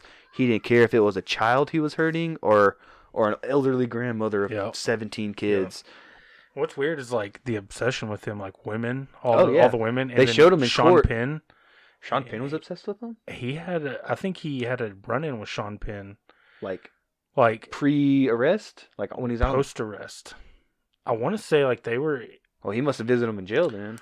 I want to obviously. say, What and the if you'll fuck? give me a second. Well, and like you said to the women, because when he was in jail, and they really did, they were showing the photos, but they would blur it out. But there'd be women sitting on like top, and they weren't ugly women. I mean, you know, if you got this picture and you're in jail, you'd be thrilled about it. And they would just be women in like lingerie and lace and nudies. Just they were like women just loved him, even though he would like brutalize these women victims. Okay, yeah. So Sean Penn and Richard Ramirez, they were pen pals. He What was the riding fuck? him. He was riding him. Dude, It that's so said- weird. Less than a decade before he would earn his first Oscar nomination for playing death row prisoner in Dead Man Walking, Sean Penn was sitting behind LA County jail bars himself for reckless driving and punching an extra on the set of the movie Colors. Sounds about right for Sean Penn. And while inside that prison for 33 days of a 60-day sentence in 1987, the actor was at one point stationed catty-corner to Richard Ramirez. And apparently Holy Ramirez was a shit. fan of Penn's. So yeah, I knew it was What? something like that. That is wild, I man. wanted to say that he was in jail with him at the same time. That's fucking wild. But yeah, no, it's something about killers in prison because like a lot of them get married in prison. Mm-hmm. But no, he was. Yeah, he was a ladies' man. But he's in prison. He's a ugly little shit though. He's got He's terrible teeth. He evil. has like nice bone structure. I'll say that. Like, you know, if you're into all that, like the sunken cheeks, where if you see him, you're like, well, I can see. And then he shows his teeth. He had the most fucked up, nasty teeth. And they all said he stunk. And he's just pure evil, dude. He really was. Mhm. I mean, when you hear the shit with the kids, and they didn't prosecute him on that because they didn't want the kids to have to relive it. But there was like surviving victims that were like, yeah, when I was 6, this happened, and they were just saying like, for the police, they couldn't put it all together because they were like, you know, we got a child abduction and rape over here, and then we got an elderly couple murdered over here, and then we have a couple in their 40s murdered over here, and they're like, no one would connect these dots. It took, you know, a cop to finally really look into this. He's like, I think these are all connected, and people thought he was crazy. And he's the one. There's 2 cops that get interviewed. They were the partners on that case, which is crazy that, you know. And they're just like, you know, we just put it all together. And the way the police work they did was extremely impressive. And it's like old school, you know, like fingerprinting and Yeah. footprints is what really got him, was a footprint of certain shoe. And just if you're into that, like it was one of the best documentary series I've seen in a really long time. Yeah, I'm gonna start it here pretty soon. The other night I was on YouTube and I got stuck in a YouTube black hole and I stumbled on this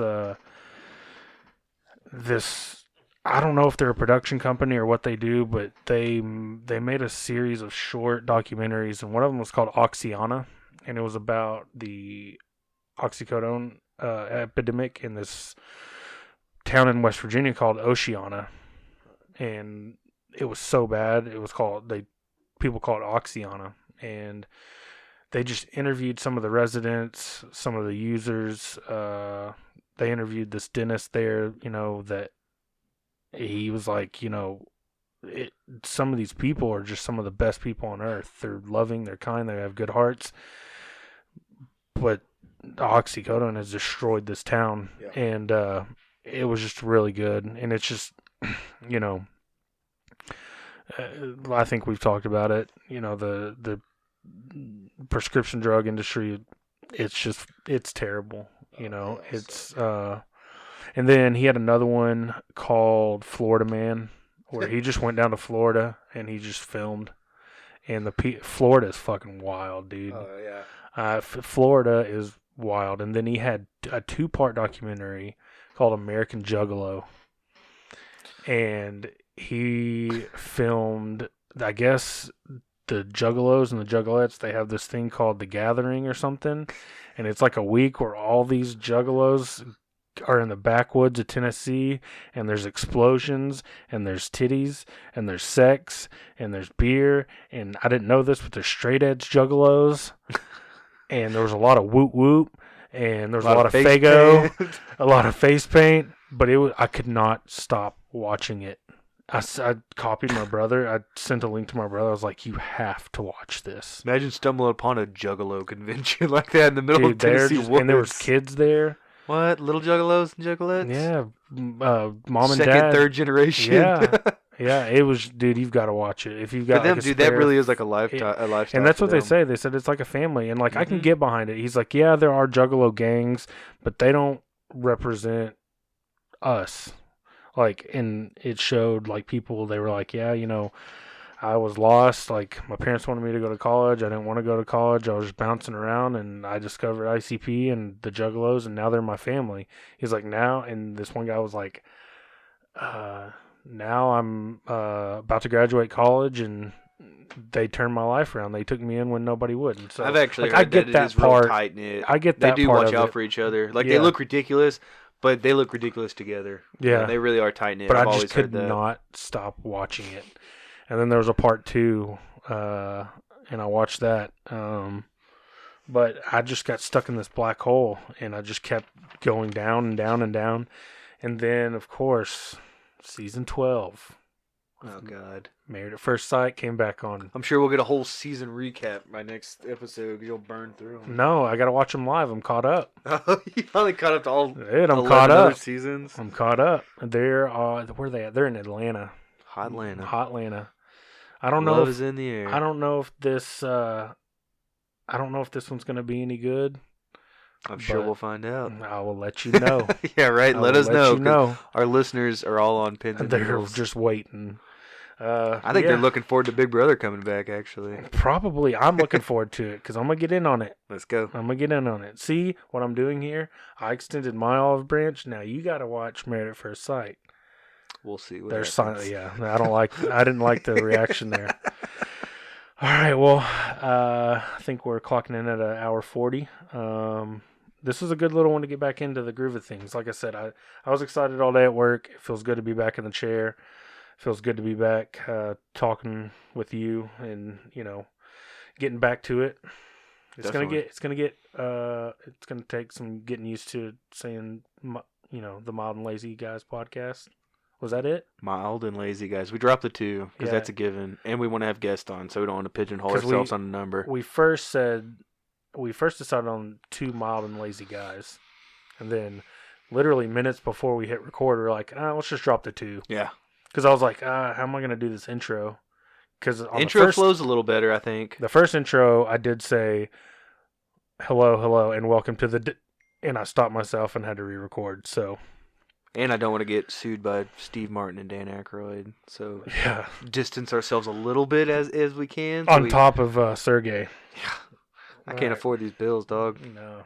I can't even afford fantasy football. Yeah, we know that. All right, well, we're gonna wrap it up here. We appreciate you guys sticking in with us, and we'll be back next week. But for Matt and Andrew, we're out.